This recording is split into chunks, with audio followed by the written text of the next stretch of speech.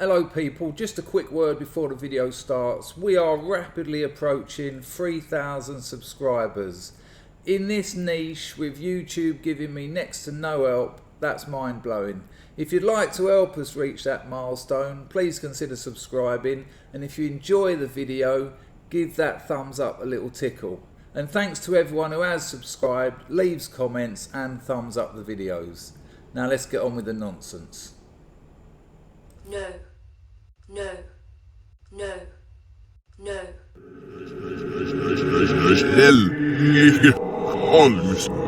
Welcome to Lock Picking Legend. No, no, no, no. And yes, you are watching Lockpicking Legend, and I'm going to make a mirror finish. I use this one quite a lot. Now you can see these are pretty much gunked up. I use them quite a lot.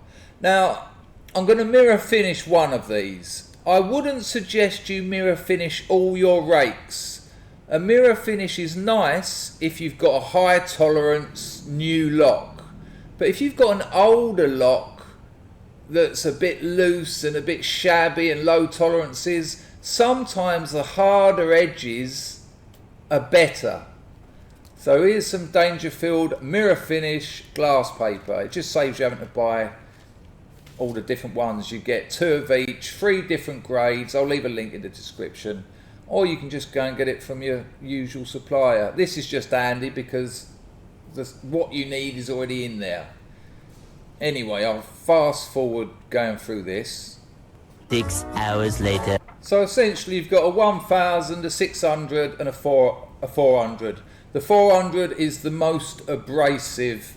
There's many lockpickers over the years, over the centuries, many different techniques. Some people like to fold it into a book, but I like to fold it into a bit of cardboard, especially when I'm mirror finishing rakes. And I wouldn't suggest mirror finishing picks. It doesn't make sense to me.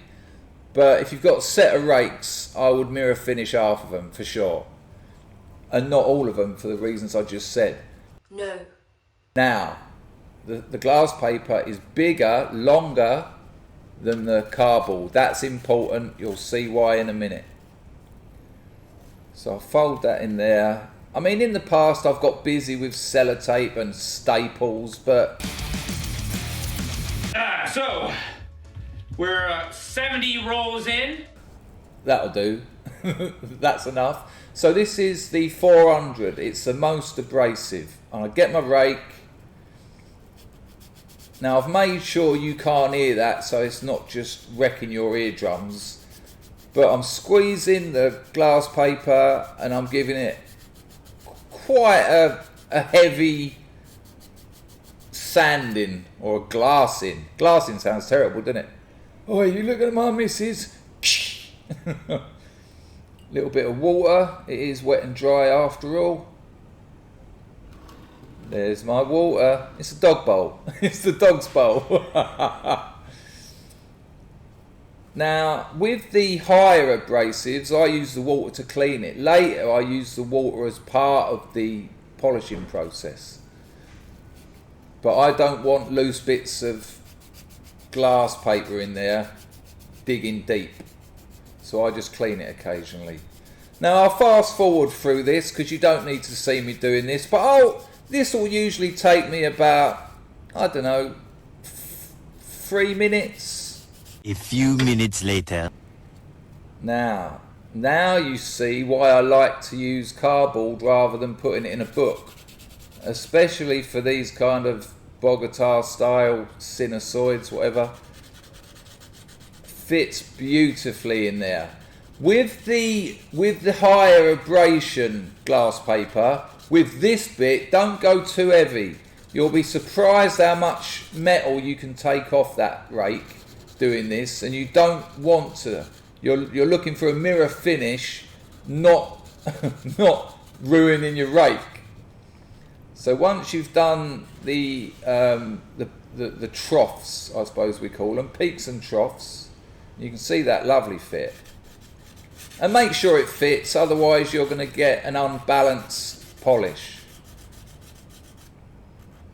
And I'll forward through this because you get the idea. I don't want to waste your time. A little longer than a few minutes later. That's how I do the peaks. That is how you do the peaks. And I've trialed and errored this many times. So trust me. But you can overdo it and you can underdo it. So I would suggest using a rake that isn't your favourite. If it's the first time you've ever done this, don't do it with your favourite rake. Do it with the one you bought out of your Amazon set that you regret to this day.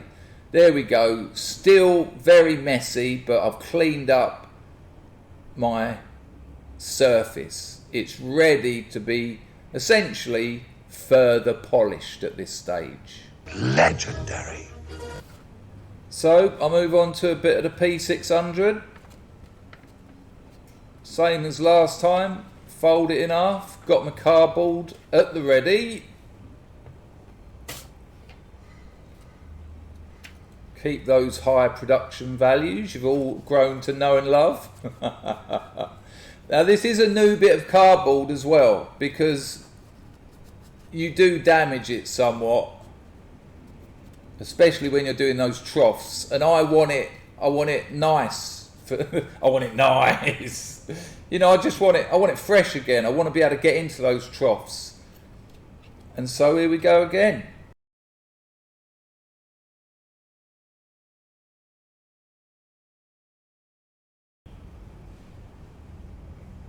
Moving on, coming on a bit more. Yep.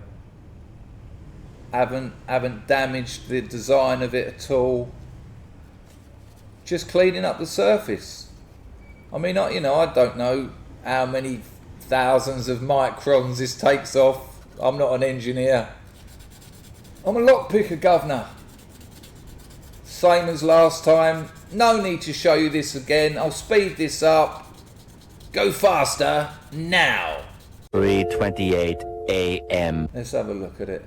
There's something I need to warn you. You need to get a bench grinder with some buffering wheels. You can get a decent quality bench grinder for about 20 quid with polishing wheels and deburring wheels all in. You can get a lump of polish for about 2 quid. If you're a lockpicker, get a bench grinder. You will use it and you'll use it a lot. One of the best things I ever bought, to be honest with you, because it allows you to mess around and get busy with making things and trying things out. Well, peculiar bit of advice, but you should get a bench grinder. Okay, I'll forward to, actually let's have a look. Nice, nice. Yeah, happy with that. You're probably thinking that's not going to mirror shine, but oh, you'll be able to see behind you when that's finished. It's not actually glass paper, it's silicon carbide abrasive paper, waterproof electro-coated Yinli abrasive, if you don't mind. So, to recap, you need a cardboard box, you need some mirror finish glass paper, a bench grinder, and too much time on your hands. You don't need to see this. Speed it up, John.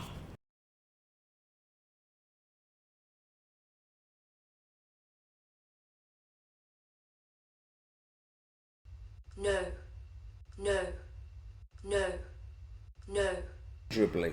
But like I say, don't do them all. Don't be tempted to do them all. And I think we're now ready to move on to the fun part. But if you do them all, you'll regret it.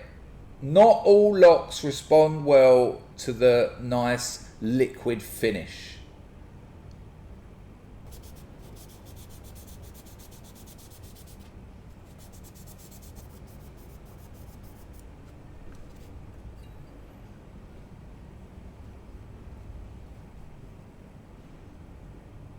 Lovely, lovely. delicious.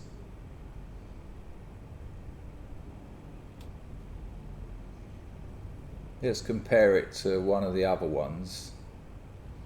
And while it won't look much now, you can see I've taken a fair amount of the sort of gunk off of the surface of the rake. You know, I mean, these, I've had these for what, a year and a half, and they get a lot of use because I love raking. But you know, when you're dragging them over 6 brass pins, brass pins. If you come from where I come from, that's slang for something a little bit sensual. But give that a little clean, get the fingerprints all over it. And there you go. The bench grinder, get your polish, drag a bit of that over it. And then from under, obviously from under, and wear some protective goggles, please. I know you look stupid, but you don't look as stupid as having one of these sticking out your eye and wearing an eye patch for the rest of your life. Unless, of course, you're a pirate, but even so, make sure you get the peaks and troughs done. I mean, it's a simple rule, really. Don't let the pit come up over 180 degrees, and then you've got no way of it grabbing hold of it and shooting you through the head. I mean, that could possibly go through your eye and into your brain. This turned out a nice video, didn't it? Oh my days, we are nearly there. Oh, look at that. Liquid finish.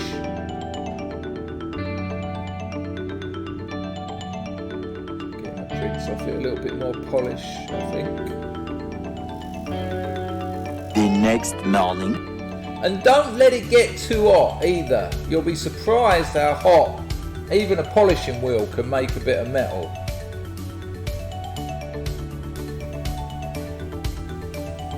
So you've done both sides.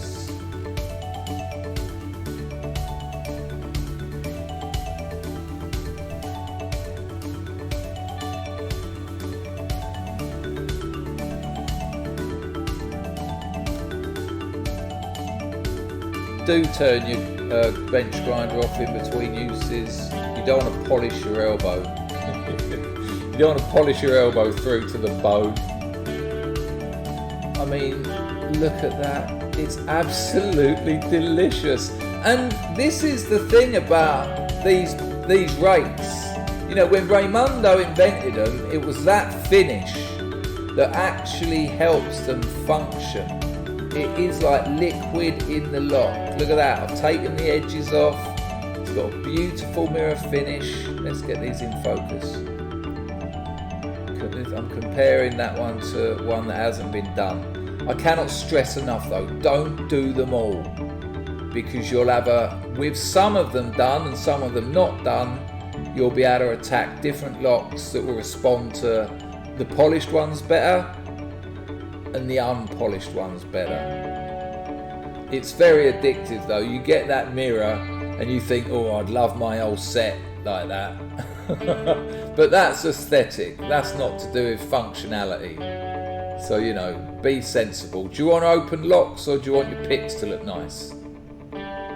Yeah, I know you want your picks to look nice. I've done it. I've made that mistake myself. I polished up a whole Polaris set. And then I took 5 of them out and replaced them with unpolished ones because they weren't as effective on all locks. So there you go, people. How to get a mirror finish on your rakes. Beautiful.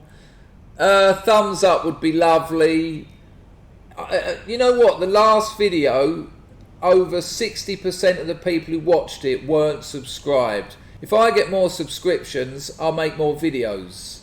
Quid pro quo Clarice. Ta-da!